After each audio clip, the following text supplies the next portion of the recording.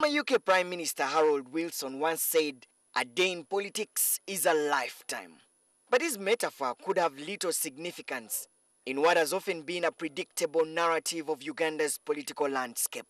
As the country prepares for the 2016 presidential election, a political pundit, Dr. Goloba Mutebi, says other candidates will have a tall order to defeat the incumbent President Museveni if he contests in 2016.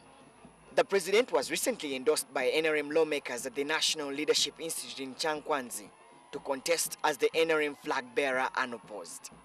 Among those who want to contest for the presidency is former Vice President Gilbert Bukenya, who has since turned from a loyalist to a harsh regime critic, and former Deputy Chief of Staff Major General Benon Biraaro. The opposition is also mulling over plans to form a rainbow coalition and field a single candidate against the president. But how will the opposition fare against the president's political strategy? I don't think there is any single political party that is in position to give him a headache, because they don't have the kind of presence or the kind of infrastructure that he has across the country. Dr. Goloba argues that the president has mastered the art of entrenching his support within the rural backwaters. President Museveni has been very adept at structuring his support bases. So he knows in the towns he doesn't do very well. But he has very effectively kept the rural masses on side, because he does the minimum he needs to do to keep them on side. But at the same time, he also makes sure he keeps the opposition out of the rural areas.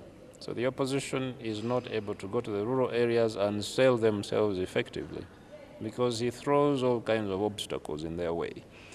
Goloba portrays a gloomy forecast for the opposition. He believes that they cannot unite for a common cause in 2016.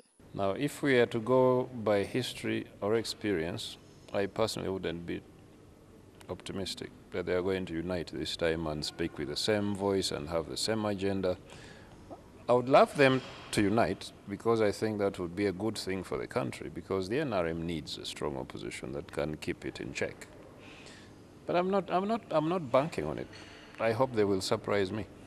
The question of whether the opposition is able to learn from its past tactics and strategies, the question of whether they are able to say, where did we go wrong, where did we go right, and how can we build on both successes and failures and ensure that this time round we organize ourselves better.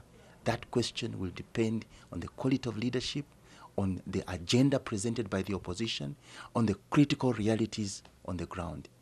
The other strength that Goloba highlights is the advantage that Museveni has as an incumbent. As an incumbent, he enjoys vast advantages of incumbency. State resources, and that's not just money. That is vehicles, that is fuel, that is staff, that is security. President Museveni has everything he needs to win, and the other side has very little that it needs to stand a chance of winning.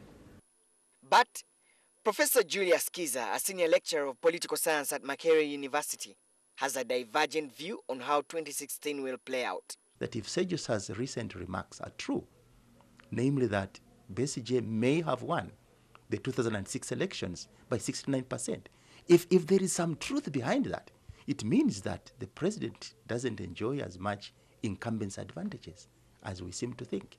Second, if it's true that the president massively financialized the 2011 elections, again, it shows you that he's spending so much because of state failure to deliver, because the regime failed to deliver.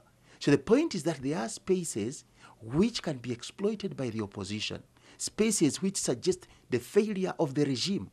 Kiza believes that the opposition can exploit the weakness of the NRM to its advantage. So the biggest advantage of the incumbent is that the majority of Ugandans have normalized poverty, they have normalized the crisis, they have normalized state failure. So, and that's where the opposition needs to come in. To build a formidable position in this country requires reaching out to those constituencies which are predominantly in the rural areas and tell them, look, things can be better for you and me. You deserve a quality education. You deserve health care which is affordable and accessible. Yet, Goloba advises that the opposition needs to go back to the drawing board to win the presidential election. However, the two scholars agree that Bukenya stands barely no chance against Museveni. Solomon Serwanja, NTV.